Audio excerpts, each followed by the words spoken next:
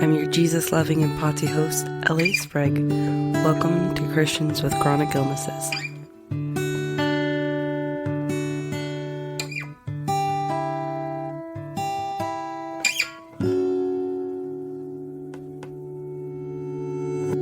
Howdy, everybody.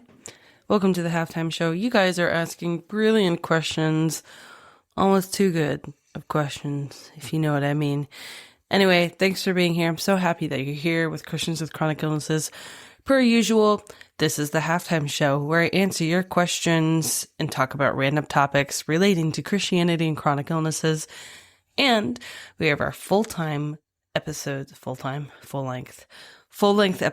every other week, every Monday, where we interview... Wait, I'm probably so confusing.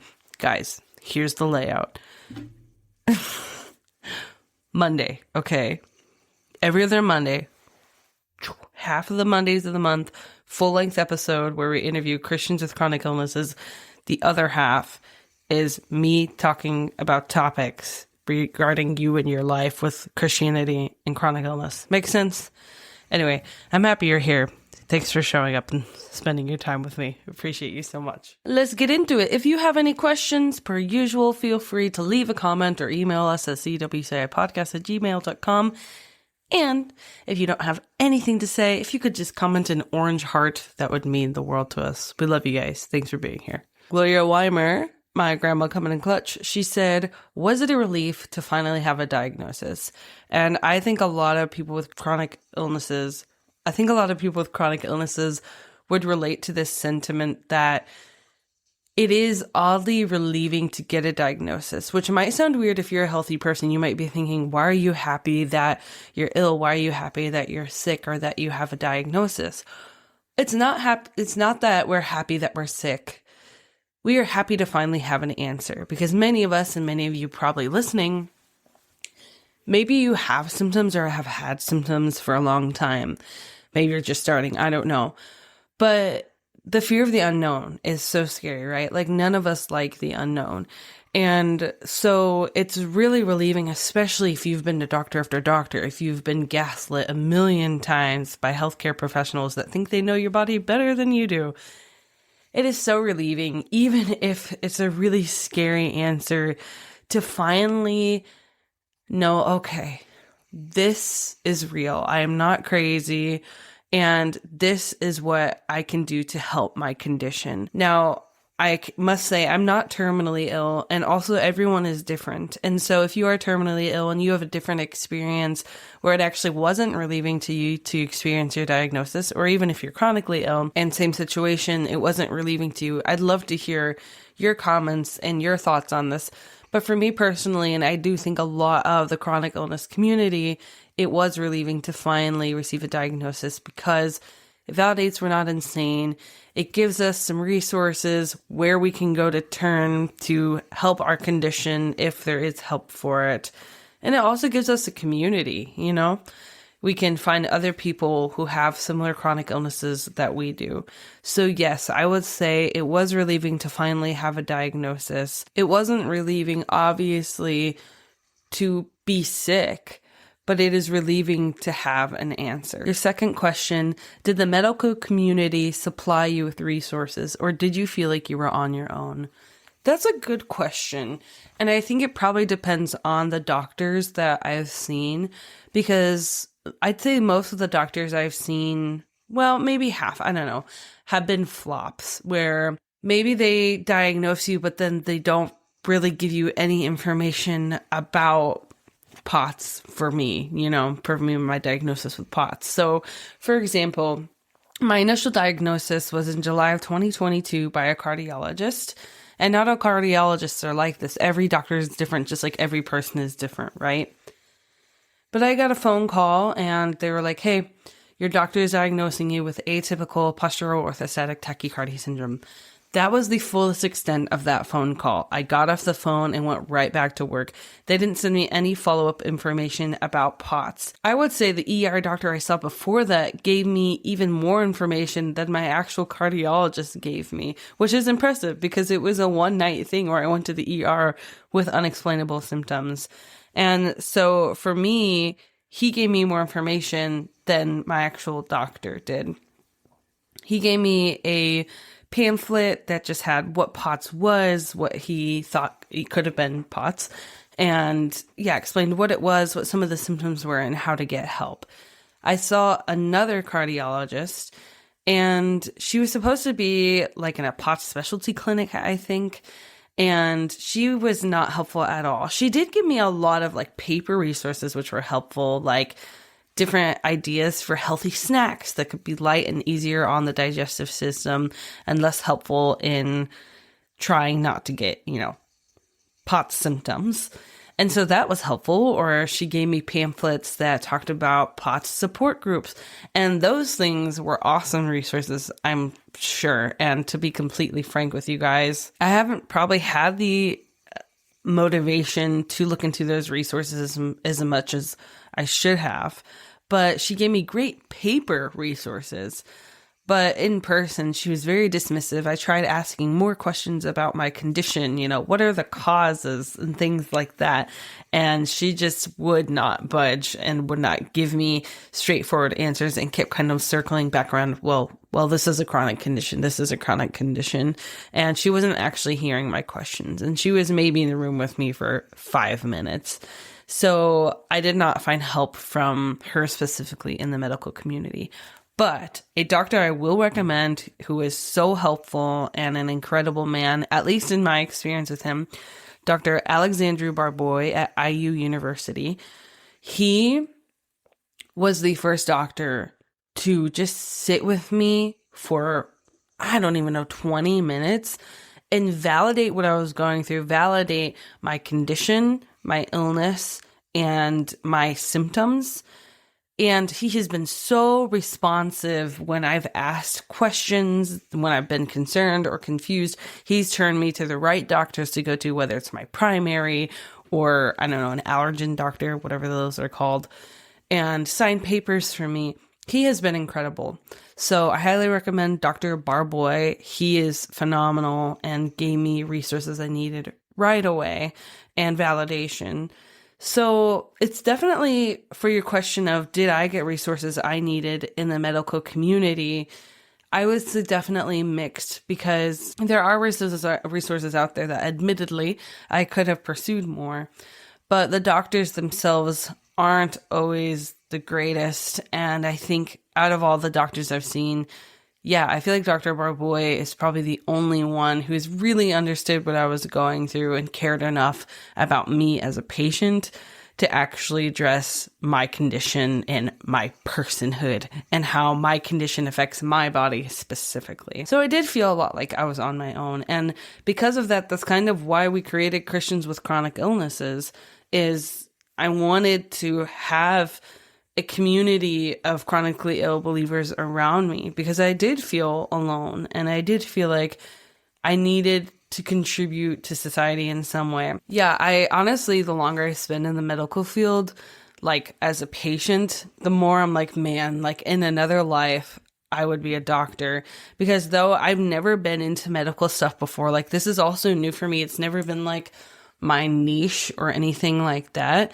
But having this experience has really caused me to want to be an advocate for chronically ill people and just to believe people more instead of being skeptical. Because as I've said on my podcast before, admittedly, it's hard when you're not walking in someone else's shoes to understand where people are coming from with their chronic illness.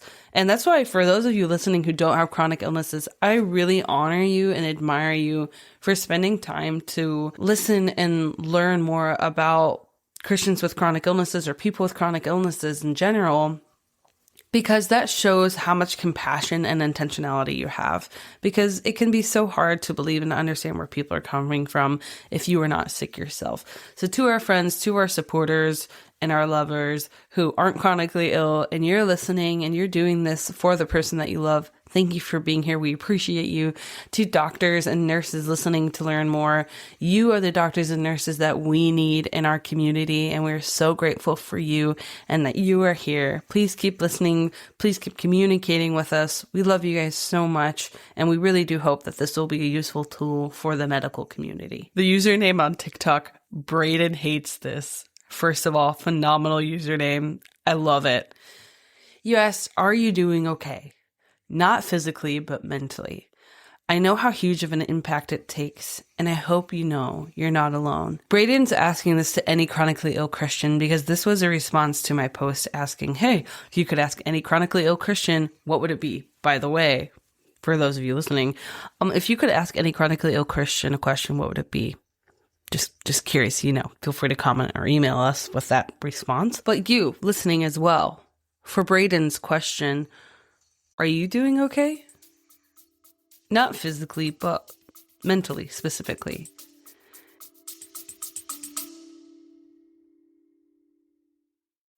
Thank you so much for spending your precious time with Christians with chronic illnesses. Your support means more to us than we can even describe. If you have a desire to donate or join a subscription for Christians with chronic illnesses, please see links in the show notes below.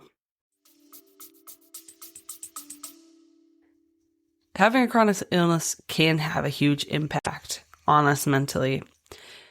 And that's so real. I think that this is becoming more common knowledge, but the body and the mind are connected in very deep ways. And I mean, it makes sense because the brain is literally part of the body.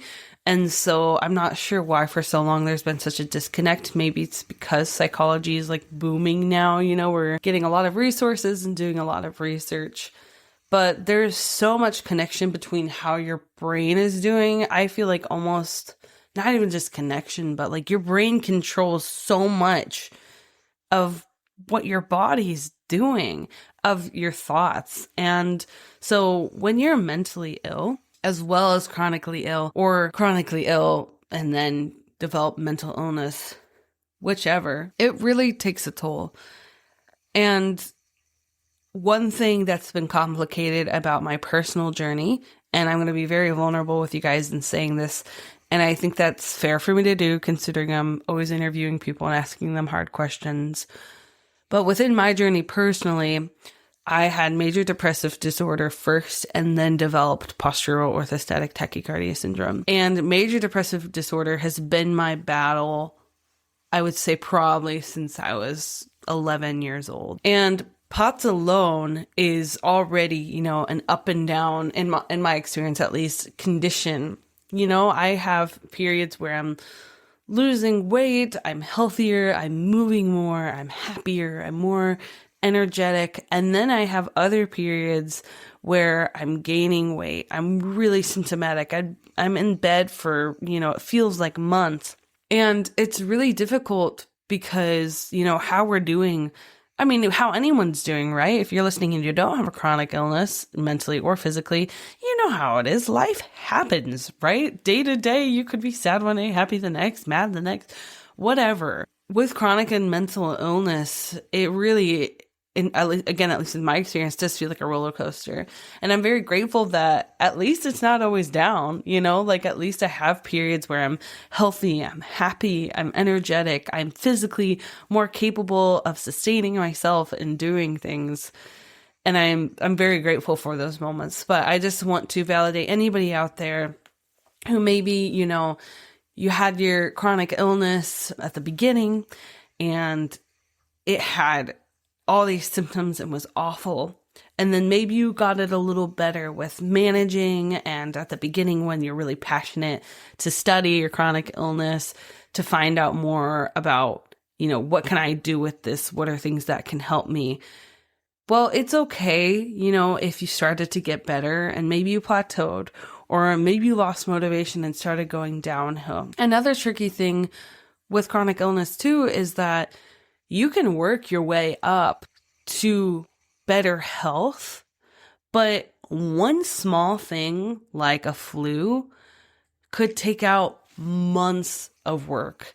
And that's kind of where I'm at right now. I had really worked hard, last, I don't even know, let's say May through September. And then, it kind of was okay, doing pretty good September through December.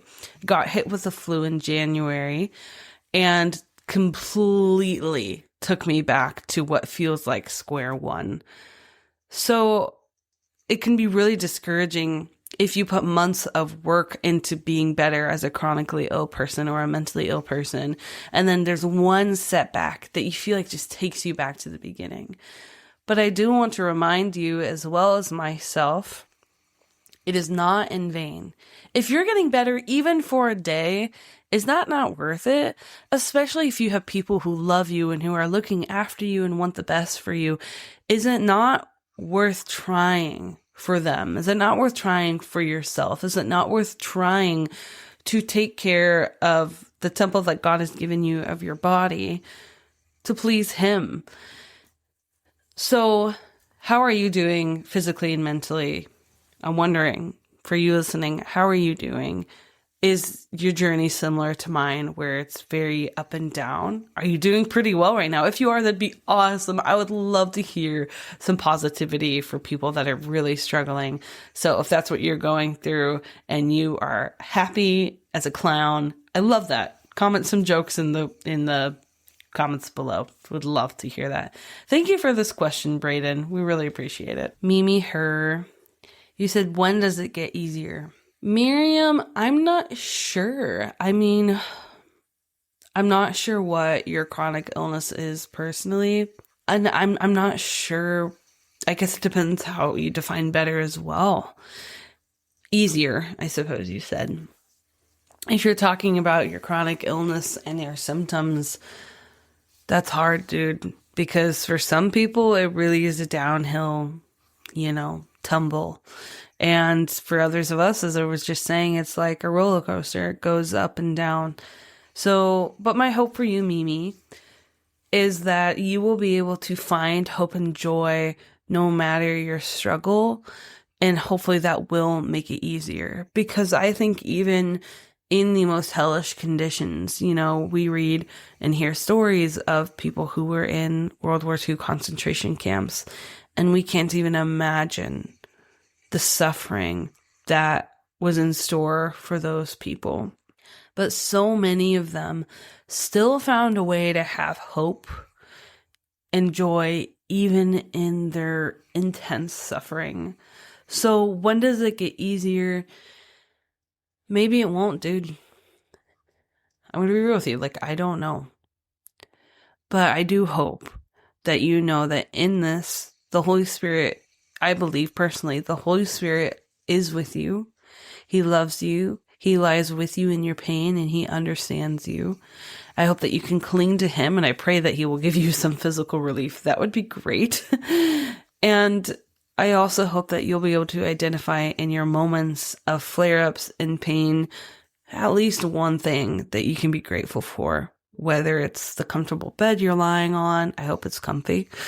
Whether it's food that you can eat, water you can drink, someone who's taking care of you, medicine, whatever it is. I hope that you're able to find at least one thing to be grateful for in your pain. So I know that's not an easy answer because none of us know if it's going to get easier, right? And for some of us, maybe it does, right? A lot of chronic illness conditions, we can get into remission if we try. And if our bodies are able. And so maybe that's what that looks like for you. Maybe it looks like putting in the effort of the exercise and the diet and all those things. And that's easier said than done. And again, it's hard. It's so easy to get set back, especially with a chronic illness. But maybe there is going to be easier times for you. I'm not sure. But I would just encourage us to focus less on when is this going to get easier, because I'm sure this isn't what you're trying to do. But I think that can put us in a victim mindset, right? Of, oh, my life is just so hard all the time. And that's valid, right? Because it probably is hard a lot of the time. You're chronically ill, right? But maybe instead changing our mindset to, this is hard. And there is no light of it letting up. And I'm going to accept that. I'm going to feel the weight of that. I'm going to mourn that as much as you need to mourn and grieve that. You need to sit in that, by the way, right? Grief is a process. You have to sit in that. You have to cry about it. You have to process it. But you're not going to stay there forever. This is hard. And I'm going to try to just think of one thing I can be grateful for. I'm going to try to just do one thing I can do to improve my situation right now. So that's my encouragement for you, Mimi. I hope that that's helpful. I know it's easier said than done, and I hope none of you listening are hearing being preached at.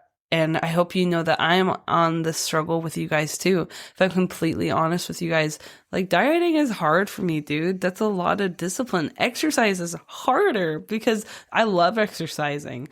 But it ironically, with my condition, it both induces symptoms as well as helps prevent them. And so I hope you're not hearing me preaching at you. I hope you're not hearing, oh, it's in your responsibility to make your life easier. I'm not saying that, but I am saying maybe fix your focus after you have properly mourned that. And that will probably be a process of mourning again and again. But after you have given yourself that time to just be real and raw and honest with yourself about the hardness of your situation, I do hope that you will fix your eyes on the light of Christ, because he hasn't left you. He does love you. This was his plan for you, as crazy as that is, and I don't know why. You are right where he wants you, okay? He's got you, and he's not going to leave you. He's not going to leave you alone in this. He believes you. He knows what you're going through. And even if it doesn't get easier, right?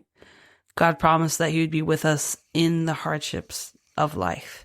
And I hope that as you give him your yoke, right? I'm sure that many of us know this scripture, but Jesus says, take my yoke upon you, for my burden is easy, right? It's light. And the picture of the yoke, as many of us, I think, know, but if you don't, that's chill. I didn't know this till my adult years some time ago. The picture of the yoke is 2 oxen, and there's this thing that goes over their head that straps them basically to the cart that they're pulling. So if you have 2 oxen on it strapped together, they're both going to push that yoke together, that weight together. And Jesus is basically saying, hey, if you put your yoke with me, right? You know, you take my yoke on you. Basically, I'm going to do a majority of the pushing. He's going to carry that for you. He's going to push that through for you. So, Mimi, take Christ's yoke upon you. He loves you, and he wants to sit with you in the hardship of this. He wants to push with you in the hardship of this. And my hope and prayer is just that you're able to feel that. That's my hope and prayer for you. And for all of you listening, that's my hope and prayer for you. Maddie Page, you ask, has chronic illness changed your perspective on God or his character and goodness/theology of suffering? You said you're interested in this topic and its uniqueness to Christians with chronic illnesses. So you'd love to hear different perspectives and deeper into theology discussions. Ooh, dang. So I actually have someone that I am hoping to get on here to talk about the theology of suffering. She's a good friend from mine from college, and she has the most beautiful heart. And in my opinion, and from what I've witnessed with her, she's gone through a tremendous amount of mental anguish. And so I'd really love to have her on here. So if you are listening and you have any questions about, it's called the theology of suffering, and theology just means the study of God, right? So theology of suffering, kind of what is the study of God and how he relates to suffering. So anyway, I'm hoping to have her on here. So if you have any questions about the theology of suffering, please leave them below or give us an email so that I can ask her those questions on her interview. For me personally, has chronic illness changed my perspective of God and God's character and goodness?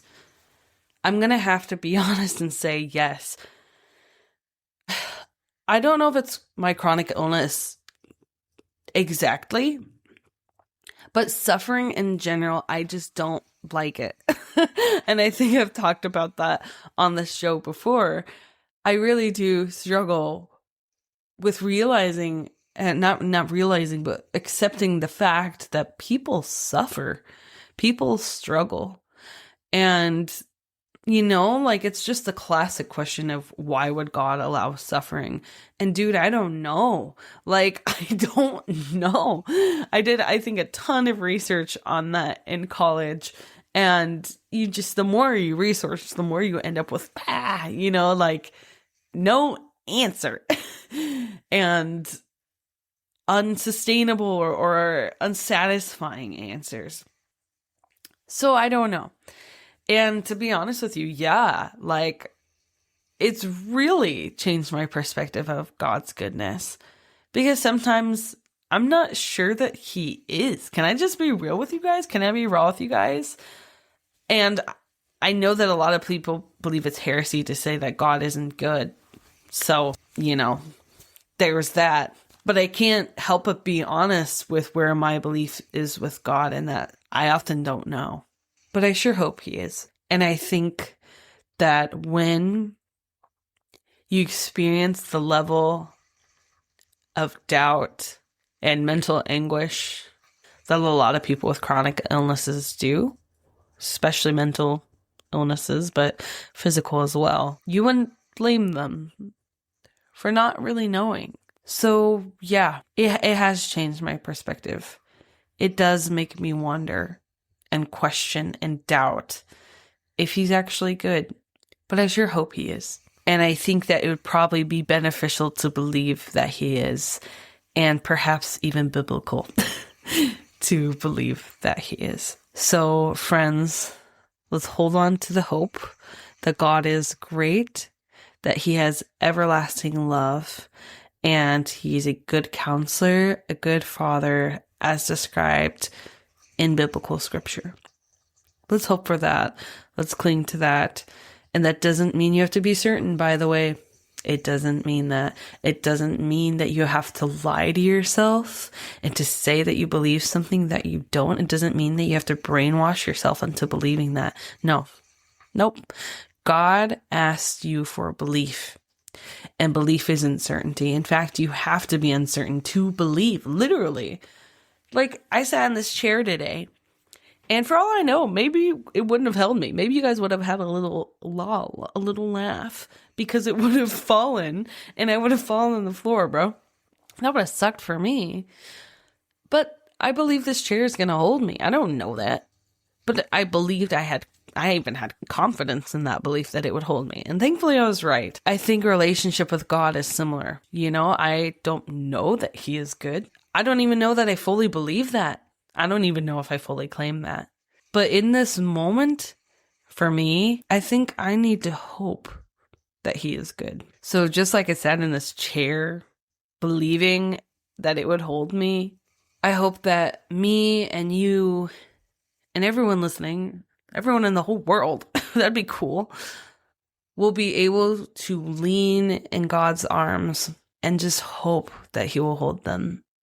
And I have a feeling that even if we're not certain, even if we feel like, oh my gosh, I'm doing this trestle, I don't know if this chair is going to hold me.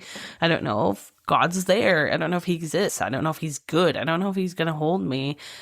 I hope that we will have the belief enough to just try, to lean back into his arms, to let go of our worry and our control over our situation, over our physical and mental health, and trust that his arms will hold us. And I have a feeling that he will. Thanks for this question, Maddie. Man, hopefully I don't get stoned as a heretic. Let me know if I have a stoning, could you guys make, a meme or something out of it? That'd be I probably shouldn't be joking about that. Don't stone me. Okay. Thanks. Anyways, thanks so much for listening to Christians with Chronic Illnesses. I love you guys a lot, and I really appreciate your questions. Again, you guys ask brilliant questions, almost too brilliant for my little mind to wraparound. So I really appreciate your time and your listening, and I really hope that you will join us. Just some reminders. We have a Discord community. We have a Facebook community where we chat, we talk about hard things we go through. So if you guys want to join, the links are in the show notes below. Okay.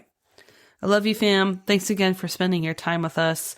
And remember to lean into Christ. Remember just to give him a shot. I believe that he loves you, and I believe that his loving arms will catch you. Okay. Ta-ta! Thank you so much for being a part of the Christians with Chronic Illnesses community. Please remember to follow, rate, and subscribe to the show. You can also follow us on our socials at CWCI Podcast. And if you're interested in sharing your story, please email us at cwcipodcast@gmail.com. If you are interested in contributing to the production of Christians with Chronic Illnesses, please see the show notes below for subscriptions starting as low as $1 a month, or email us for a more direct way to give. This show is hosted and produced by Ellie Sprague, and our incredible logo, thumbnail, and overall CWCI artist is Brianna Middleton. This show is intended for entertainment and encouragement purposes only. Please talk to your doctor before trying anything you hear on this show. Until next Monday. I present to you The Supernatural Case of an Accidental Time Traveler by my husband, Paul J. Trumba.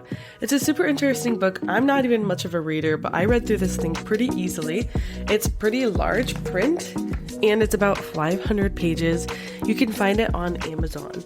It's about Lou Barrett, who suddenly finds himself in London in the 1800s. He has no idea how he got there, and he goes on to form a really hilarious and cute relationship with a witch, a wizard, and a brawler, and they go on to fight supernatural evils together.